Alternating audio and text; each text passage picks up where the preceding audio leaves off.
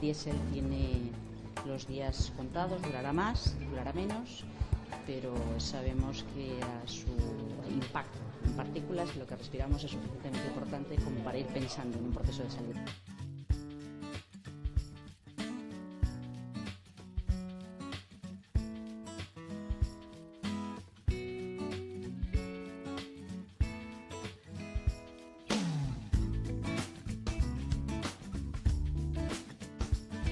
Yo no le llamaría Plan Renover, aunque Plan Renover es un término que sea a lo que se refiere, pero para impulsar las ayudas para la movilidad sostenible y, por tanto, para todo lo que significa la movilidad eléctrica, ¿no?